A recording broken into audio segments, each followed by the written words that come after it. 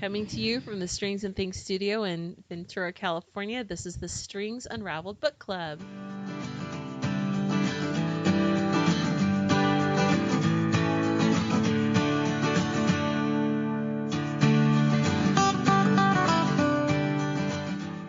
Yay! Hello, readers. Hello. Hello.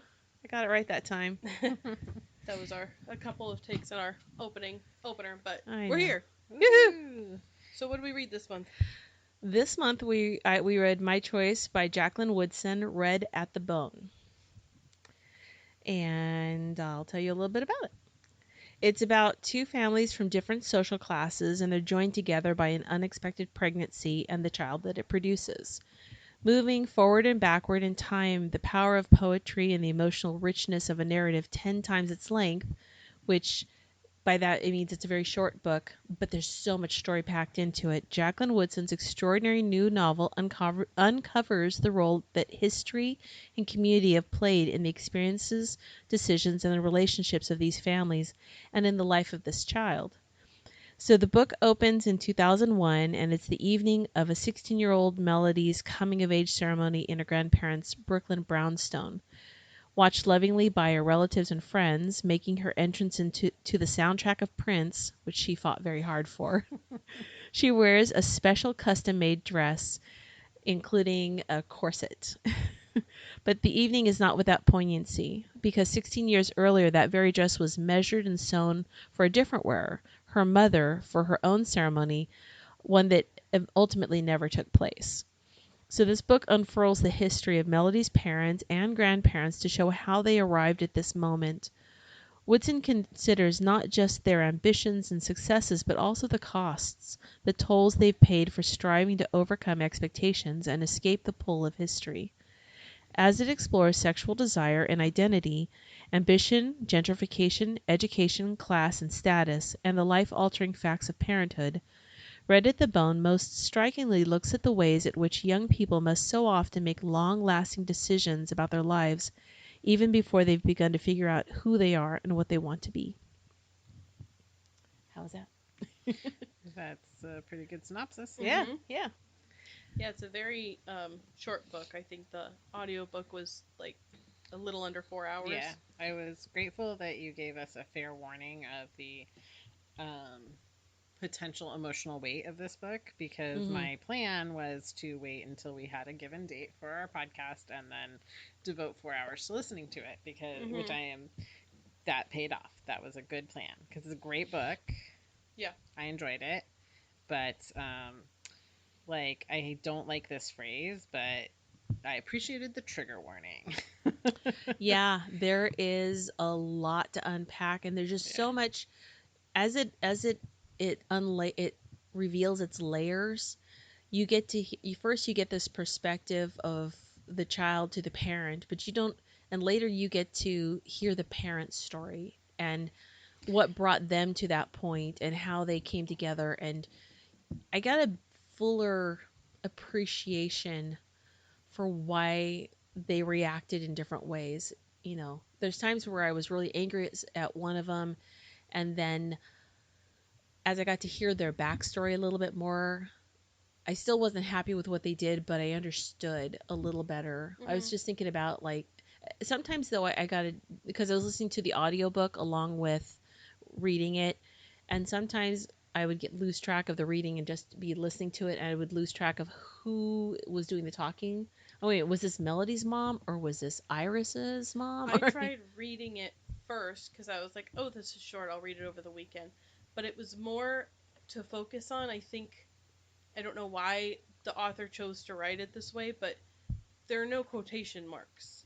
There's the version, at least I was reading, it was like in italices when someone was speaking. So it was less clear.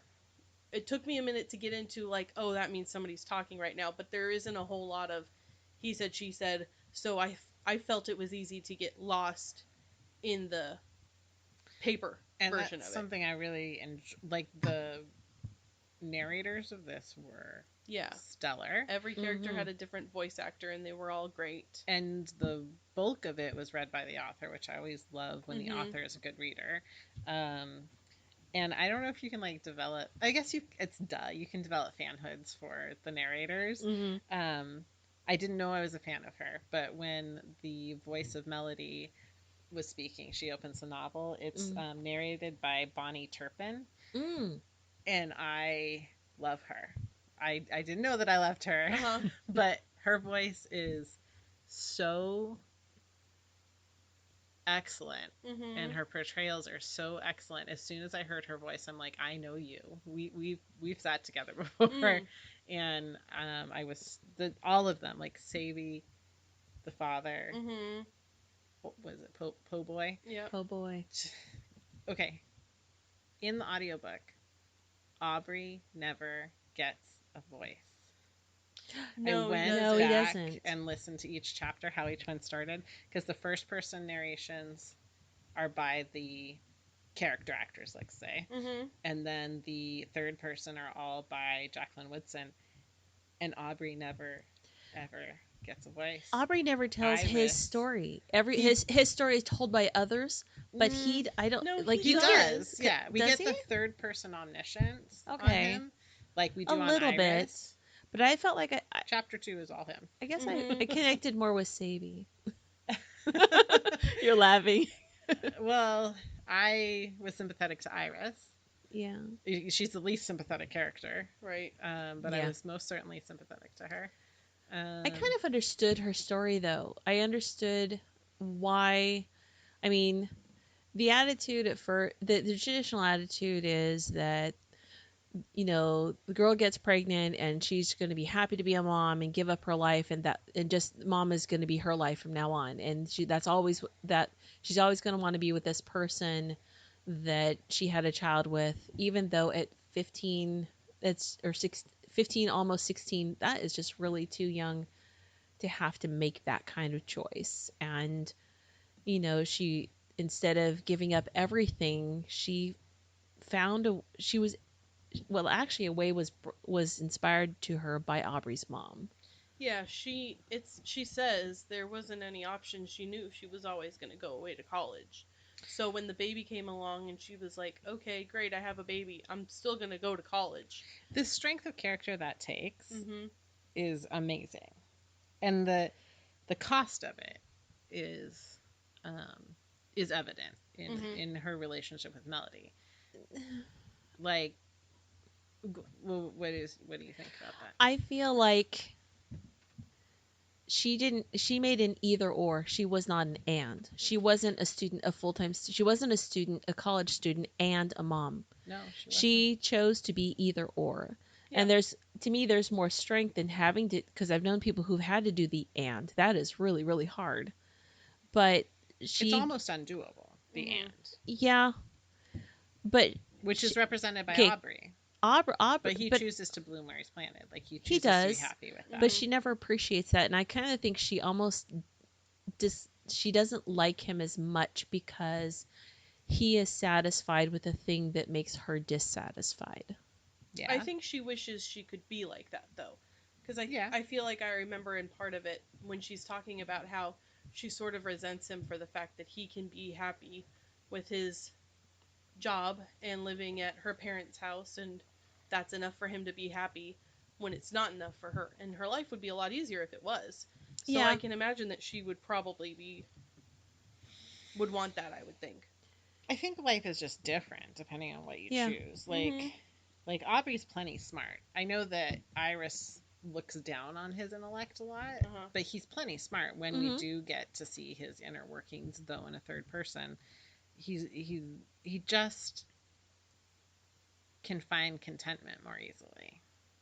Yeah. Like, yeah, it doesn't make him less smart for that. But he's just easily contented. Yeah, and he's happy where he is. But she didn't want to belong to this life. Like, she didn't want to belong to him. She didn't want to belong to her child. She was done with her parents, like anyone at that age. Like, she just never bloomed into motherhood, but it was still something she had to face in her reality. And while she enjoyed having sex with him, I don't think she was in love with him. No, she says so. Yeah. That's when she finally gets a voice. I went through every chapter to figure out when she spoke. Mm-hmm. She does not speak in first person until she's talking about Jam. Mm-hmm. Yeah. So that's when the author finally gives her voice. And I wonder, is that because she discovers herself then? Because like Sadie is self-assured, Po Boy is self-assured, Melody is self-assured, like they know themselves. Mm-hmm. And what Aubrey and was Aubrey's Iris are mom? always What was Aubrey's mom's name? Kathy Marie or Oh, That sounds right. yeah. She never speaks. No. Except she never speaks directly. Yeah, she never gets a first person point. But she's a character. She's she's a a character. she's a but she character. doesn't have her She's own a chapter. okay, so she's a single mom. She's Aubrey's mom. I get the sense that if she's not white, she's light colored, and She's not white. she's not white. She's just light. But that brings its own issues, and she's very, very smart. And Aubrey loves his mother. It was just him and his mom for so long, and she is, even though she knows it's a tough road, she is the one who really, I think, motivates Iris Yeah. to push herself. If she really wanted to go to that college, she needs to stop watching stop watching soap operas all day when her parents are gone, and just okay. At some point though in the book, did they? So when I'm partially confused because I thought at some point when she was pregnant, the family picked up and moved. Yes, They did. They moved out of one neighborhood into a different neighborhood. But they were still close enough to be connected to Aubrey. Aubrey moved with them. And Aubrey's mom too? No, he doesn't move in with them until the baby's born, I think. There's something about him staying over, which that was a little confusing. But she still has his mom passes away. But not while she's pregnant. No, Yeah, like right after. Yes. Well, while she's pregnant, but not when the baby's Aubrey born, because her mom is the one that got her while she was pregnant, to keep working on her schoolwork. At some point, she goes into hospice care, yes. And that's when Aubrey moves in with the family. And I don't remember she what must the have time been frame pregnant is. then. Yeah. We don't know if she lives. Like, we're not connecting if she lives. But Aubrey you're right, when mom goes on hospice, that's when, because Aubrey is living with them when she's still pregnant. And she is sick when she's tutoring. Yes. Yeah. Yeah. And I mean, difference between Iris's character and Aubrey's character, and Aubrey's connectedness to his mother, and is like a contrast, because Aubrey is being raised by an itinerant single mother, right? Yep. And Melody cannot connect to her itinerant mother. Right. But so Iris's mother and father both are not really connected into how you do it, but you're going to go to college and you're just going to do it.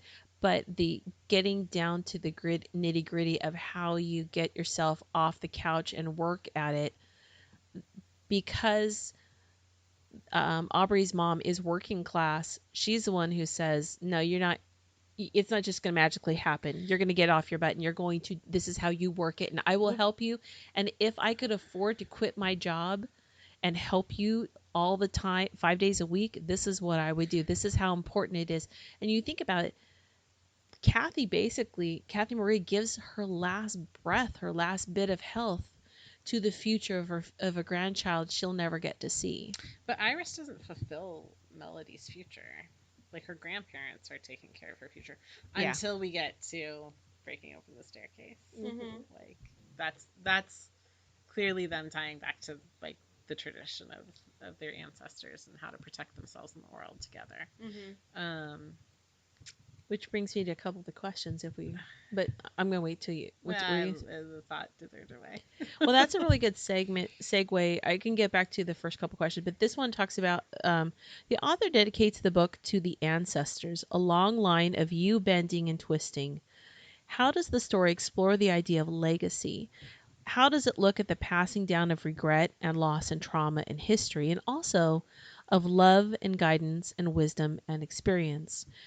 It talks about discussing your own legacies, but I just want us to explore, what have you inherited in this way from your ancestors? What will be passed to future generations? But let's talk about first about the book. and the connections it makes between the different legacies. Like when Iris first finds out she's pregnant, her mother may not have reacted very well. No. I mean, she hit her. She beat her. She beat her. Yeah.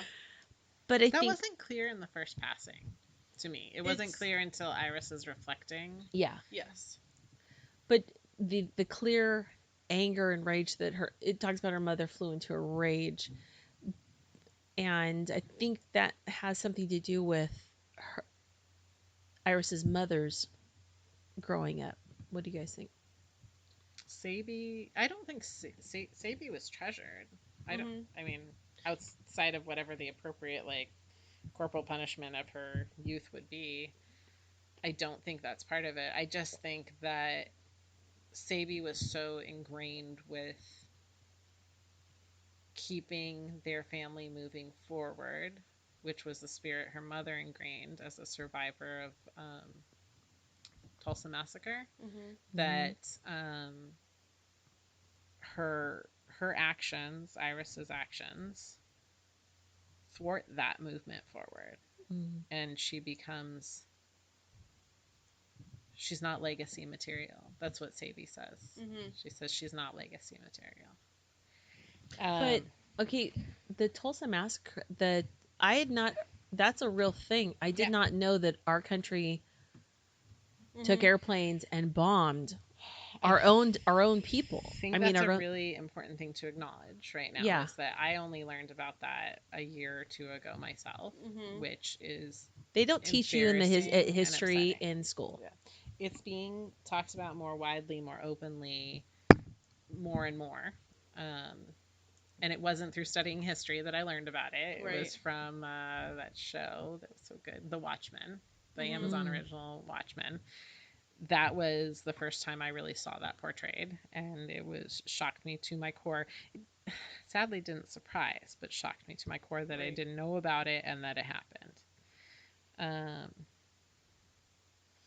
If you guys are not aware, I'm just going to read a little quick excerpt. The Tulsa Race Massacre took place on May 31st and June 1st of 1921 when mobs of white residents, many of them deputized and given weapons by city officials, attacked black residents and businesses in the Greenwood district of Tulsa, Oklahoma. The attack, carried out on the ground and from private aircraft, destroyed more than 35 blocks of the district, and at that time the wealthiest black community in the United States, known as Black Wall Street, where they literally dropped bombs out of airplanes onto residents' houses. More than 800 people were admitted to the hospital, and as many as 6,000 black residents were interned in large facilities, many of them for several days. But their homes were just destroyed. And I got to tell you, I never heard that growing up in history. Never. And you and grew any up of in the Midwest too. Yeah. Like, yeah. Well, I mean, I was 7 when I came to California, so but still, like that is not something that I wonder if 7-year-olds in California know about internment camps. Like, no. just to think about when do you absorb these hard truths like about middle school? Yeah. Did they in your middle school? Did they even talk about the internment camps? Yeah, we read. Yep. As a homeschooler, we talked about it, but it wasn't until I was even an adult that I knew that our country did that, much less allowed people to bomb. You know, wow. So part of the story is this. There's the idea that her grandmother survived. That trauma survives in the bones, and it gets passed down. That DNA, it affects your DNA, and it can that there's the idea that trauma can go from generation to generation, even if the current generation is not currently affected by it. It's still part of their history. It's part of their legacy. That's interesting because we finally hear the story title in the chapter when Iris is talking about losing Jam. Mm-hmm. And I don't remember the full sentence. I just remember hearing it, that she was red to the bone. Yeah. It was like your skin was peeled back and it was like uncovering, I can't remember exactly what the verbiage was. That's because that's interesting because then she's setting us up for these visual things regularly then because when they're talking about we go to Melody's school and they're talking about what they eat at the lunch table and how they eat fried chicken like they'd never be allowed to eat it at home and then they look around at all the other the white kids who are eating it all the way down to the bone where it's red and not cooked. Oh, I didn't connect that. I wonder where else it is that I missed. Yeah, I don't know. See, I didn't think it was a white thing. I just thought, because growing up, one of the things they also talked about was they were. It's a very big thing in the South and maybe in the Midwest. Who you're all often asked who your people are, because who you are is again about your ancestors. You're judged by the people that you raised you, and if and I gotta say, I never really had an answer for that, and that was always kind of embarrassing because I didn't really have people. But Well, this is a thing that I've thought about a lot. In that I, as a white woman who is from the background that I'm from, don't have ancestors in the same way that people who are really connected to their culture and heritage do. I'm Irish and German mostly through my blood DNA. I don't have an Irish grandmother who taught me traditions. I don't have a German grandfather who taught me traditions. But in the same way that I'm jealous of people who do have that connection to their ancestry, I also don't carry the burden and the pain that comes associated with it. yeah, So it's a privilege for me not to experience that in one way because I don't carry those connections that like Sadie is trying to inflict on Iris and tell her, this is your story too. And Iris tells her, or maybe it's Melody, like no, this isn't my it story. is it This is is Sabi. yours. Sabi says, "I carry the goneness. Iris carries the goneness, and watching her walk down those stairs, I know now that my grandbaby Melody carries the goneness too." Right. And it talks about how does this goneness affect their lives and relationships with others? Is there an opposite to goneness? And if so, is it achievable for any of the characters? Presence and connection? Yes. Because that's what. I think Aubrey had presence. He stayed connected. He, Mm-hmm. you know, The tie that binds. yeah. Yeah. And Sadie said she would not leave the earth until Iris and Melody could Right. connect. And Yeah. then we close on, closing down the house after Sadie's funeral. So you'd hope that that means that Iris and Melody Can be together. can Yeah. connect. Mm-hmm. Even though Melody's still not in the headspace for that. No. She's like, I gotta go. There's a party I want to go to. Right. But Melody always knew there was something weird about that step. Was it Was it Melody or Melody? Iris? It Or was was it Melody. Iris? Yeah, It was it was As a Melody. granny, Melody would yeah. be like, this one, there's something different here. There must be something under there. And she's like, I don't know what you're talking about. And now I wonder though, see, now coming to California, I don't know if it's just in the West Coast, there's not, maybe because people were pioneers and they didn't have, they left their Mm-hmm. ancestry to come out west.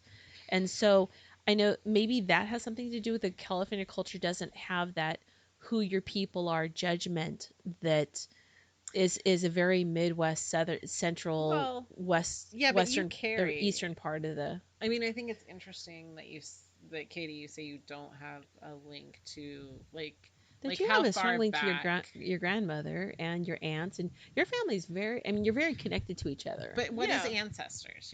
Like how far back do you go? Yeah, I don't have a connection to my ancestors in the same Most way. But unless how far back is the only far Yeah. back Yeah. you can only go as far back as memories you have of actually meeting that person or having stories of that person. Like Right. I can go back to my great grandmother, though she died when my grandmother was 10, only because I have her stories from my grandmother. But I also know that in some parts of the United States, the question who are your people is a very triggering thing because it's not something just like I've learned you don't ask people what do you do for a living? What do you do? Because it equates a person's value with who their ancestors are, and it also equates a person's value with their contribution or what they do, their financial status.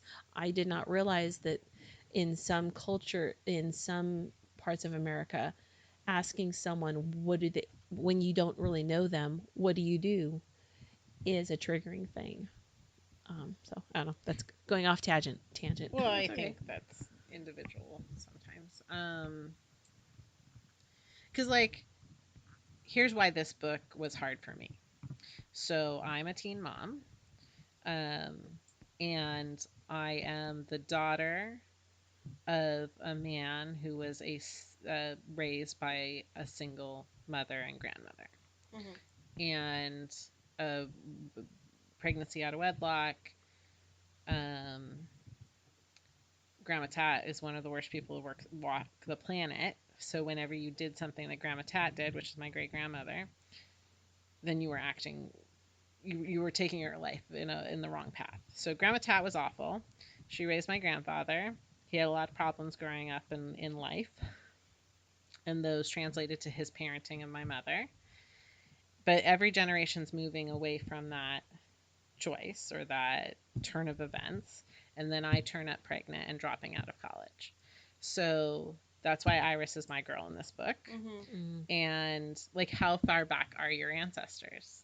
Right. Like, the trauma that my mom is judging me for that carried through our family, for I'm bringing back up in the 4th generation, and that's terrifying to her, and then that's going to define our relationship to this day.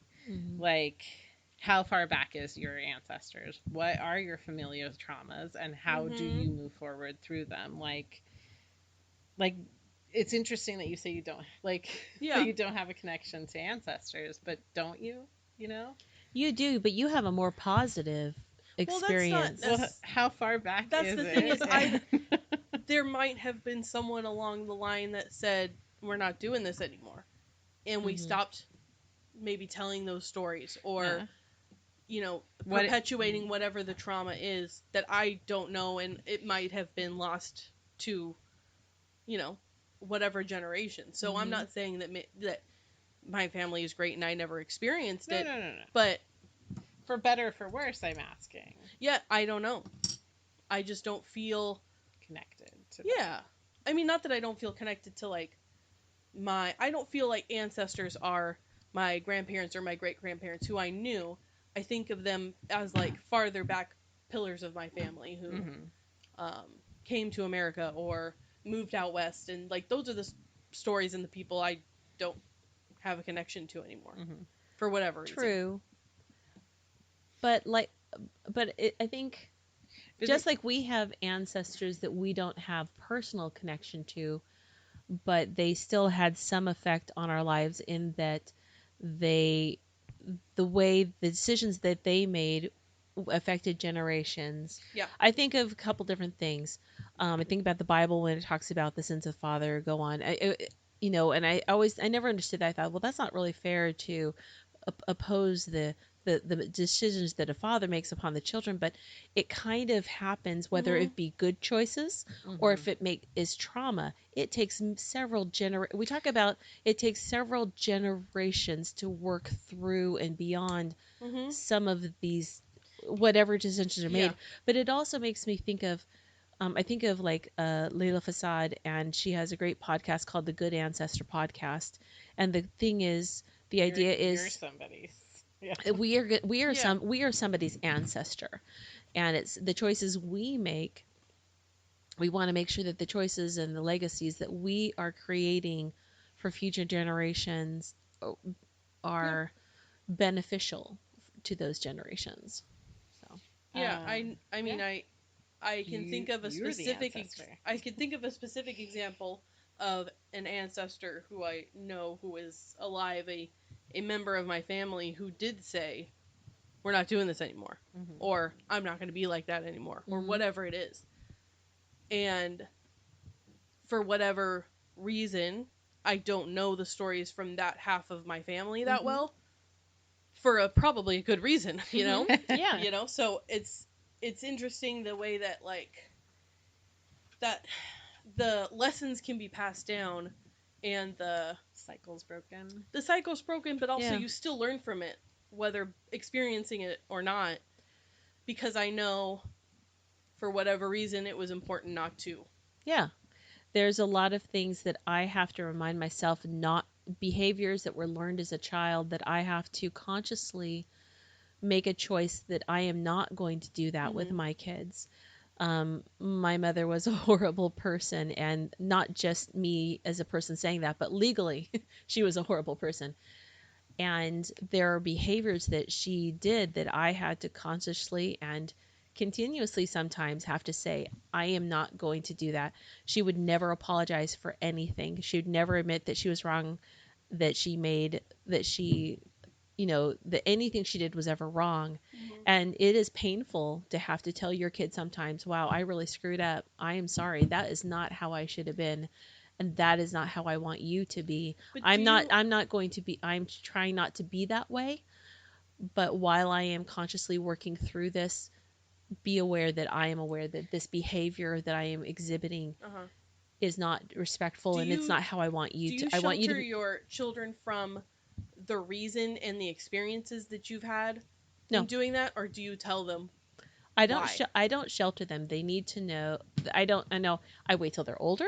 Sure. When they're 5, I'm not going to say, "My your grandmother was Yeah, a no, blah no, blah no. blah blah beep." No, but I No, mean, I mean, no, but but they're learning why yeah. you I are mean, teaching them I'm the way that they yeah, are. Whereas I yeah. might have been the one that was sheltered from the reasons why. I It's just interesting. You know what? Because darkness only darkness continues if the light is not shed to it. Okay, There are Dumbledore. behaviors in my family that if they weren't discussed and put out into the open would continue. Yeah.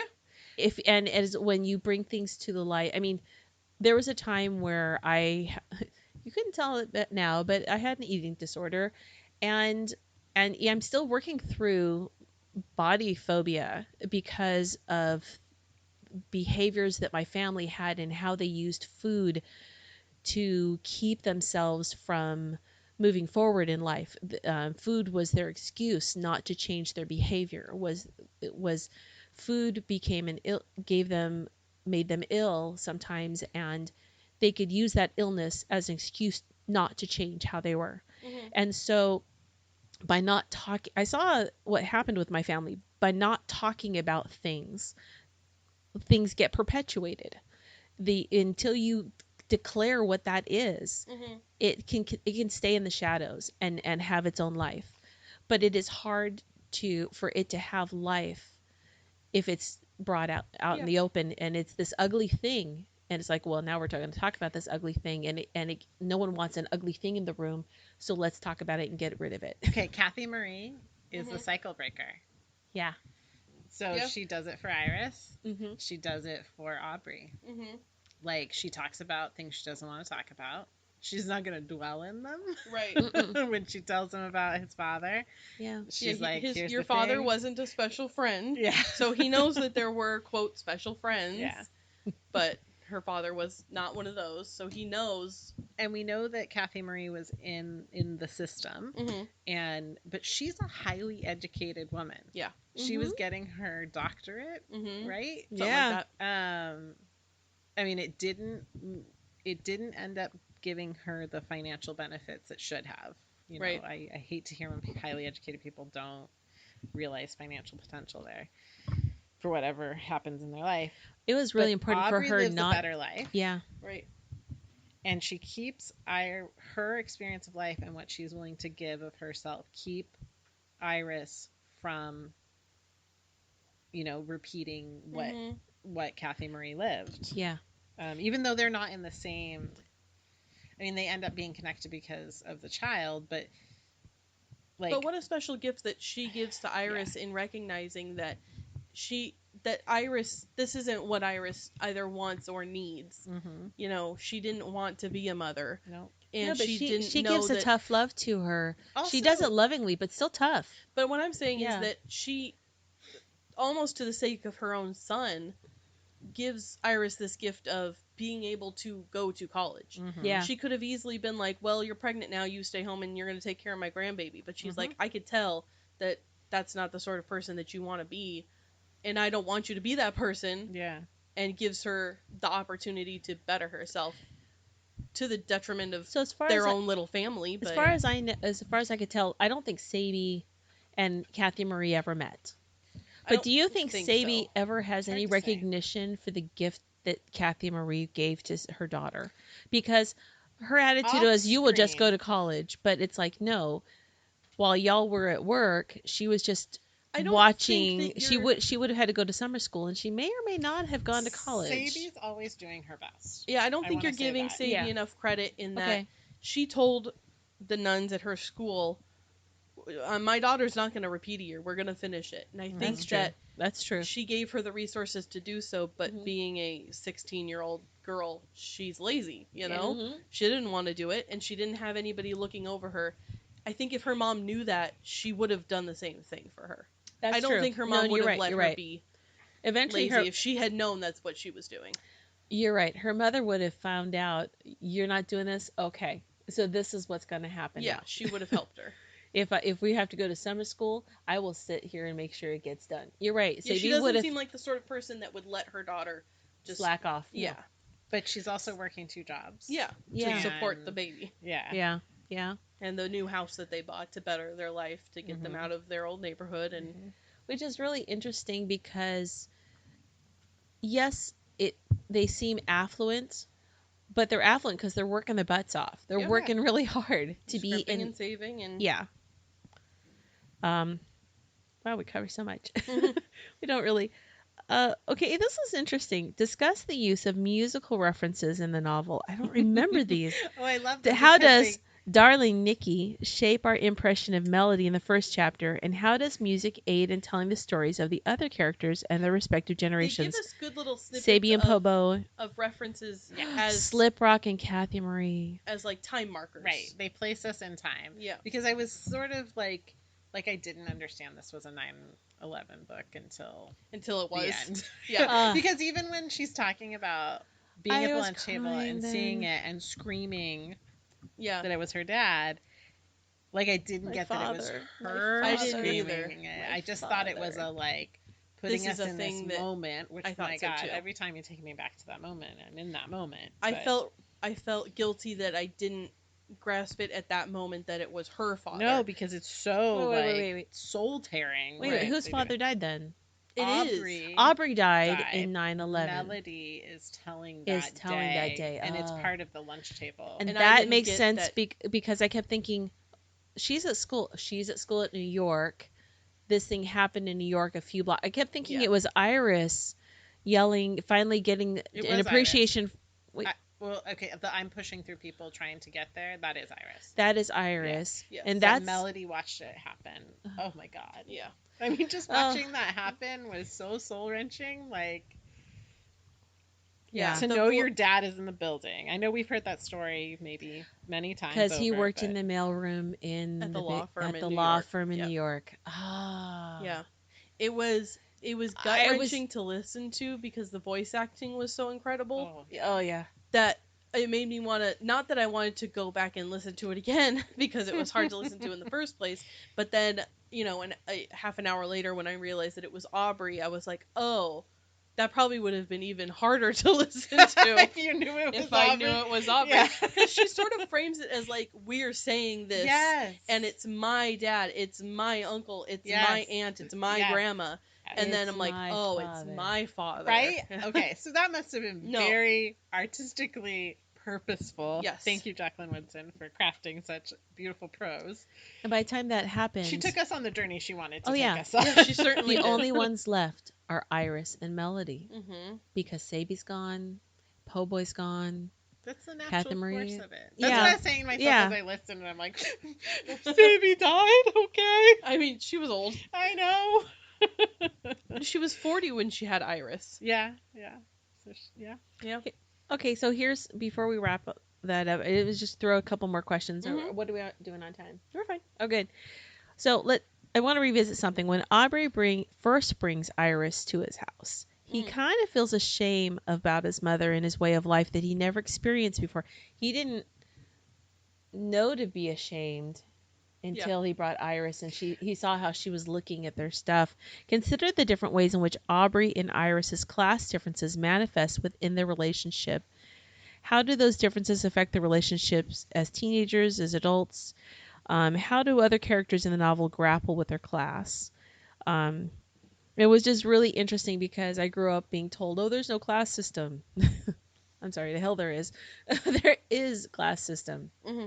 Complete class. Yeah. So anyway, um, Yeah, he doesn't feel bad about his life and his apartment and his mom and his whatever because that's what he knows and it's the neighborhood that he comes from. mhm. So I'm guessing that probably his friends and neighbors, families and lifestyles looked similar to his.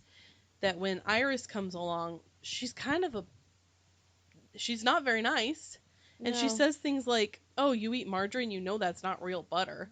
Like rude things that is like he probably didn't. I mean, he doesn't care. Well, he he tells talks her about being hungry all the time. Right. As a Yeah. little boy. and then he at some point he realizes when Aubrey's gonna or not Aubrey Iris is gonna come over again and he's cleaning and his mom says we don't I'm no son of mine is gonna scrub the floors and he's like okay like he wants to present his life as a neater version so that Iris maybe would respect him a little bit more but his mom's like you're better than that but yeah it's But interesting if your floor needs to be cleaned, sure but I think maybe it was clean enough, and he was feeling You shame change from. you change a thing by observing it. mm-hmm. Mm-hmm.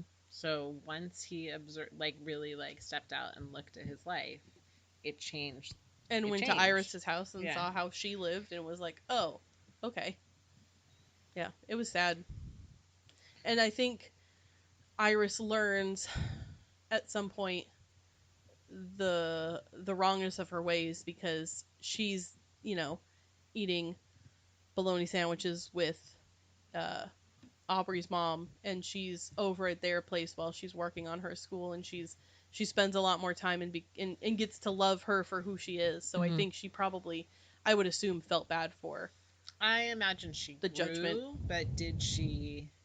Because she still like wanted to be in that separate life of Mhm. like Yeah, she always feels better yeah then yeah because she doesn't want to live with Aubrey.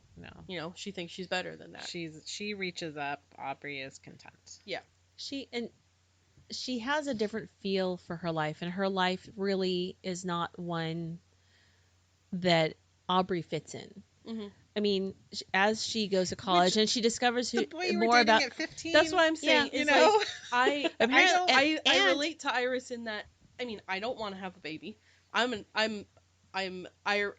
33 years old, but if I had been stuck with my boyfriend that I had when I was 16, Oh, my boyfriend. I was also really would nice. not have Yeah. wanted to No. live that life. That So boyfriend was very nice. That wouldn't have been that I mean, bad. I liked him at the time, No, but he's a really but- nice guy. But I realized that okay, so she has this lesbian relationship with Jameson, and I feel like that is, and she felt more herself, and she didn't even know that that's when her how she voice, felt. yeah. Mhm. She got to feel more herself, and she would not. But she's not her. She's But not she's being not. herself. No, she's still being two different lives She's because showing Jam the version of herself that she wants to until she has to break it down and say, "Oh no, that's not my sister, that's my daughter." And my she's daughter, like, who's "Why now have you 3 years been old, and lying to me?" I'm still nursing Yeah, at 3 years she old, wants to. which is not. She's That's not a nursing judgment. anymore. No, she's still lactating. She's still Mhm. lactating. That's interesting. I thought that was interesting. I was slightly jealous because I never could go. I could barely go a year with putting a ton of work into it. And I've always been a little jealous with people that are like, oh, And I can't Iris hold it back too. in. I'm like, oh, I wish I had that much. But it's so interesting because it's you. I mean, you can you can will yourself to lactate. You know? No, Yes, no. you can. Not like someone who's having trouble Okay. breastfeeding. I got excited as I got closer. Those of you I'm just saying, who didn't have to. I'm telling you, as someone, please don't I loop worked me into super that hard. because Sorry, that's I'm not sorry. true. That wasn't I'm just fair. saying I'm sorry. physiologically, people can Yes. choose lactation. I'm not saying it's me. I'm saying that some bodies can, right. some bodies can't. I'm So telling the you how hard I psychology- chose, and my body wouldn't do it. the psychology of someone who is still able to lactate, who doesn't want motherhood. I mean, they go into depth of like, this is her connection to Melody, but that she is separate from her daughter Mhm. and she is still lactating. Like this, I I was- want to dig it- into that. Yeah, it kind of threw me off at first because I thought, oh, she's newly at college. No, she's got No. pictures of her daughter as a 3 and 4 She and is a 5-year-old. full-time Mhm. student. She doesn't go home for Thanksgiving. No. That's when she gets that picture of her. So is she she's like? not running home all the time? So how's her body still doing this? That's the Because question. there is, I'm not saying for every human being. There Some of them are, is yeah.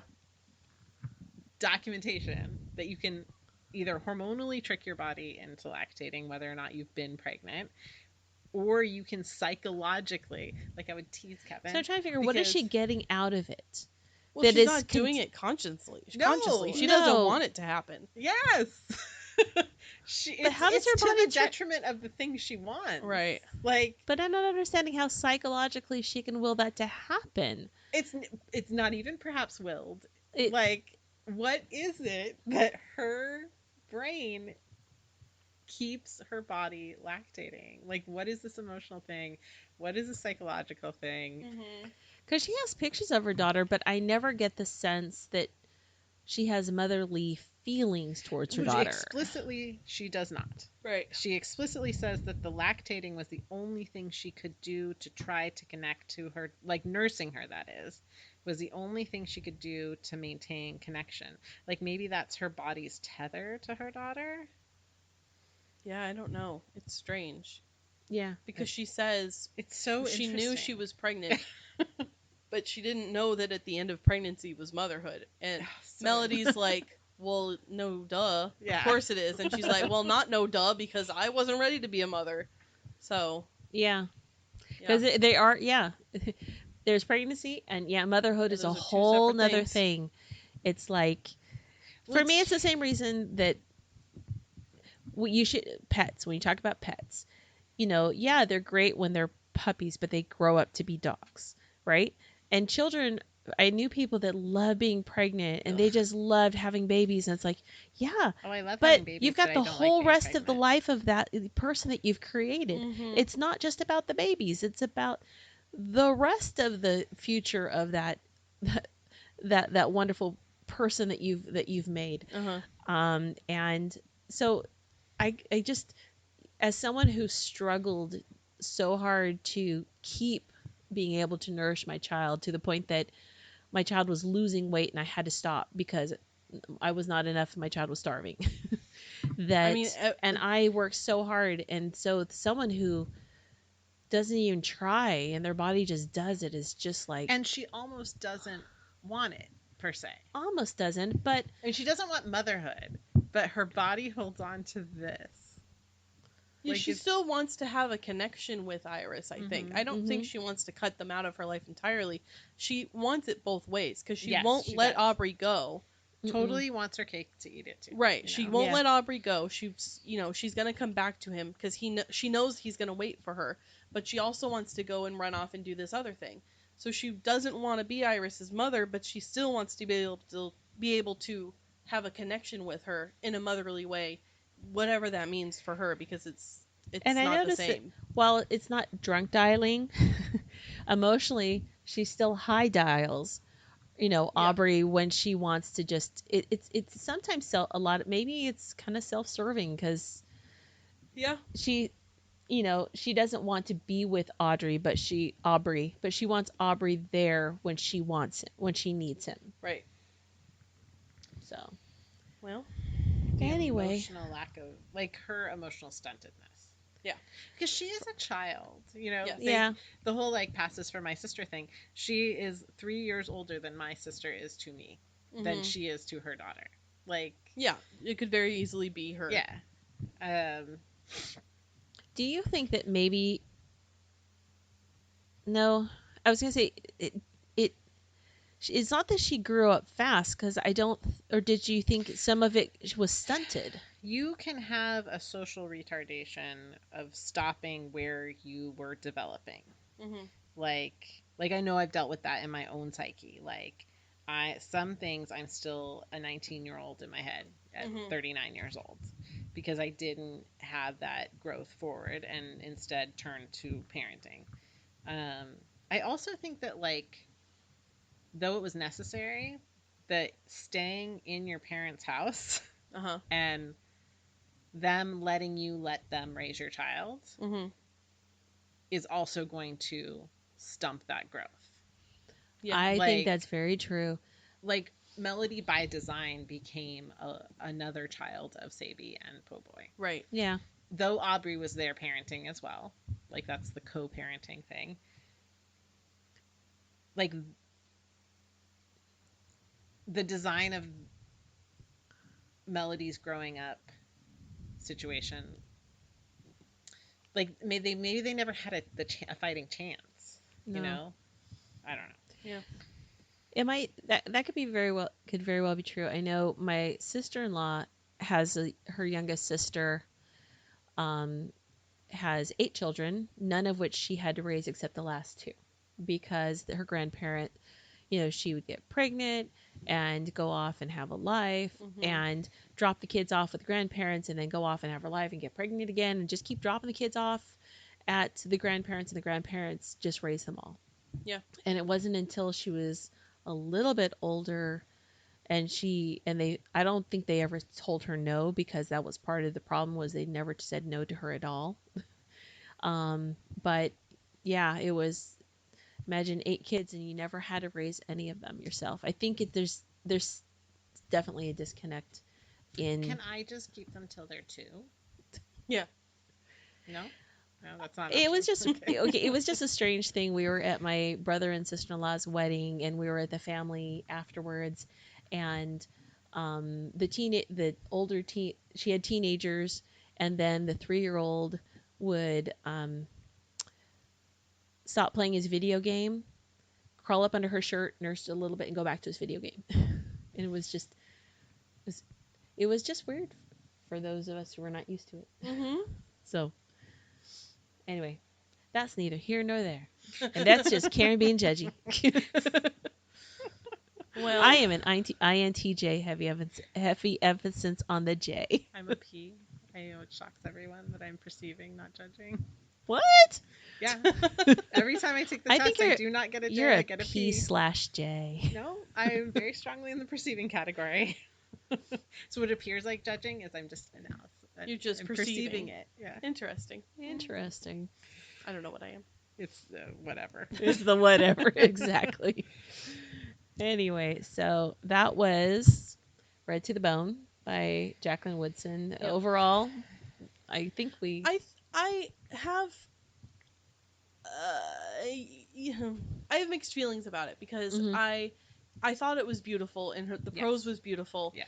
I think to the detriment of the book is it's too short. Not that I wanted it to be a lot longer at the time, but it doesn't seem like the sort of story that's going to stick with me for very long.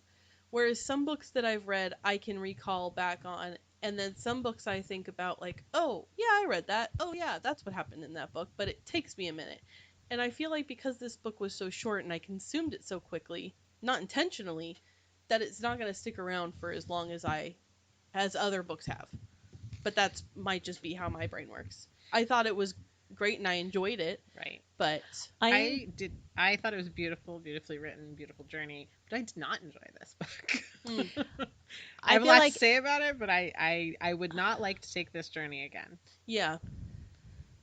I think it could have been longer, but I don't books, want. though. I didn't Yeah. want the story to be any longer. Right.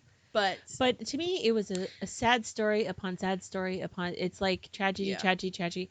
I would have liked to see some happy spots, some joy somewhere, but a little isn't bit that like more a often. realistic family? It's not always. I don't know. I think but Po Boy and Sabi, Po Boy they and had Sabi, a balance of extreme tragedy, losing a child, and then the one child you have extremely disappointing you. But Po Boy talking about the baby. Yeah. Yeah. That was the most beautiful part of the book, I think, because it's so honest of like him sharing his disappointments and yet his joys. Yeah, he's disappointed in that his daughter had this baby, but he's not going to trade that baby for anything in the world. Nope.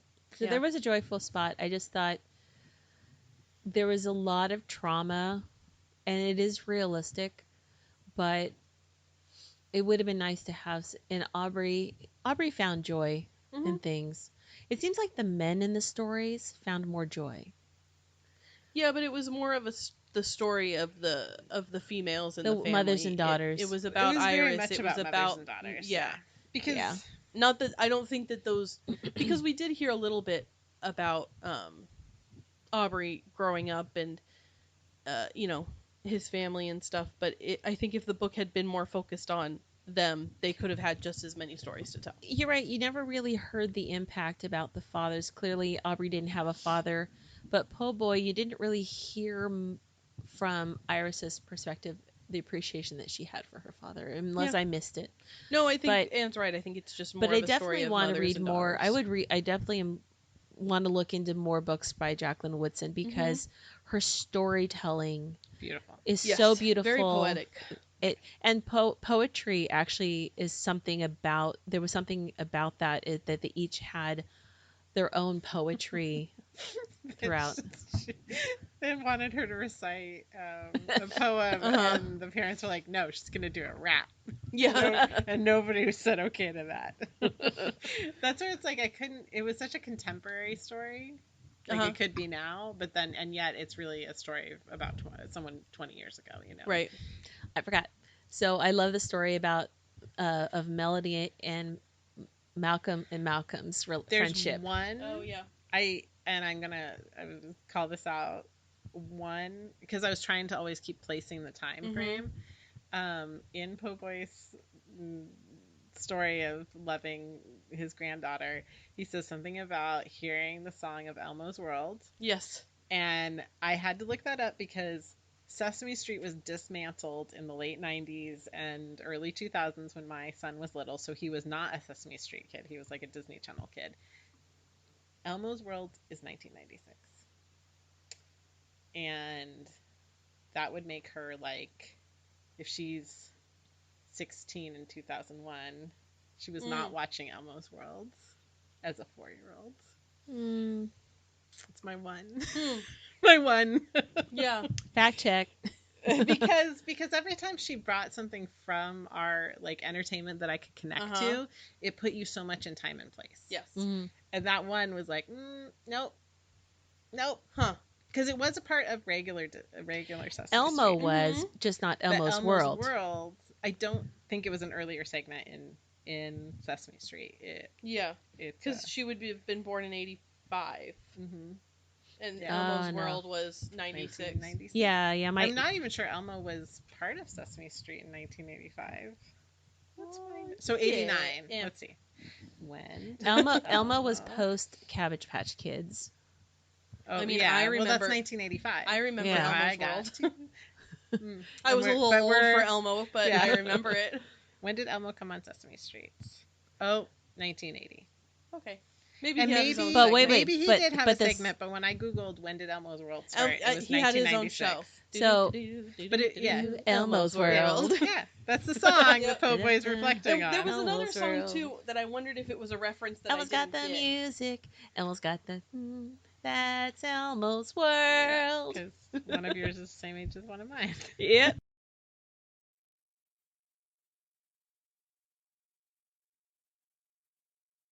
My oldest was born in 92, so. There you go. Hold on, I'm going to stop. What was the other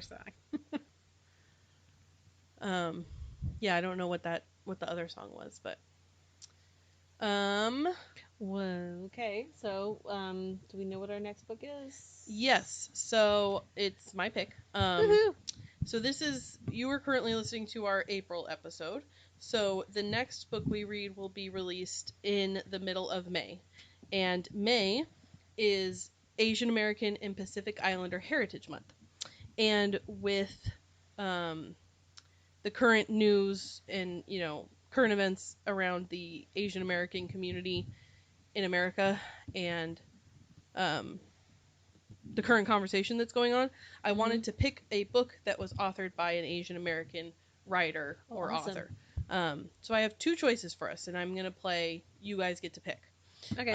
So what I did is I went to our local bookstore, Timber Books, and I Woo. looked around and I picked up 2 books, which I didn't realize at the time that they fit in my theme. They were just both books that looked interesting that I wanted to read. Lucky. That's why you told me not to look at that books on the shelf. So one of them is a Stop looking at that book, Karin. Yeah, I was like, don't look. One of them is a modern classic, which you might have already read before. I don't know. Okay. The other one is new.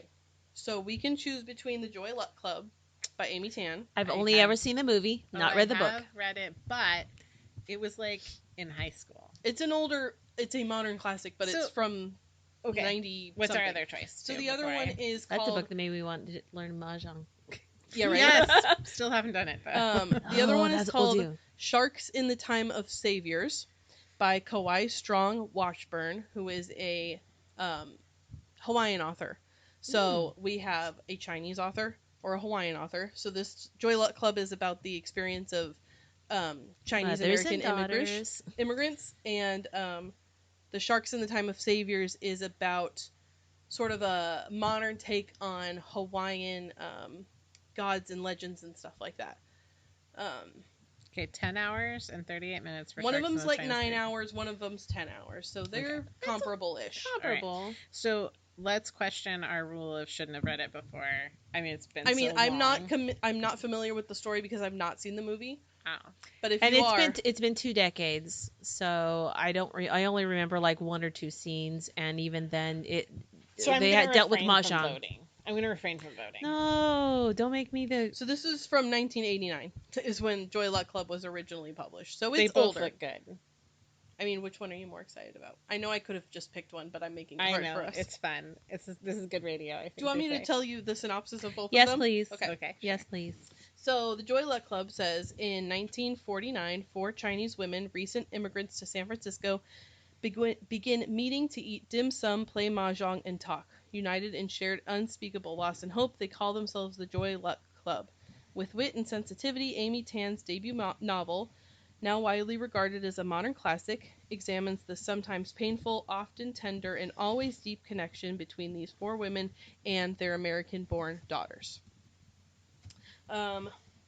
Sharks in the Time of Saviors says in 1995, off the coast of Kailua Kona, Hawaii, 7-year-old Nia Noah Flores falls overboard into the Pacific Ocean. When a shiver of sharks appears in the water, everyone fears the worst, but Noah is gingerly delivered to his mother in the jaws of a shark, making his story the stuff of legends. Nia Noah's family, struggling amid the collapse of the sugarcane industry, hails his rescue as a sign of favor from ancient Hawaiian gods, a belief that appears validated after Noah exhibits puzzling new abilities, but as time passes, this supposed divine favor drives the family apart and the Flores siblings end up scattered across the mainland. When supernatural events revisit the Flores' household in Hawaii, they are forced to reckon with the bonds of family, the meanings of heritage, and the loss of survival. So, 2 very different stories.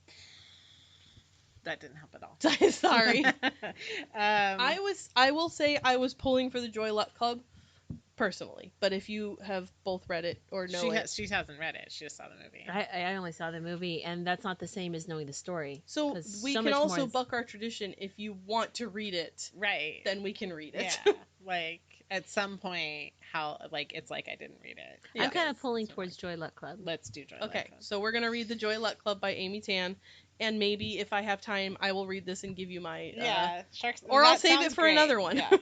Yeah. It might come back again. Yeah. Okay, Yeah, forget yeah. I talked about it. Yeah. Okay, Erase, so if you haven't already read it, then read it or reread it because it's a classic that a lot of you have probably read or seen the Yes. movie. Do we usually ask if there's anything else that we've read that we recommend? Yes, Yeah. we do. We usually ask that. Now is Okay. the time. Now's the time. Also talking about Asian American Pacific Islander. I have been reading. I just finished a great book, and called Minor Feelings by Kathy Park Hong, and it is about. Hold on, we go to the about this book. It's and it is true. It's a ruthlessly honest, emotionally charged, and utterly original exploration of Asian American consciousness and the struggle to be human.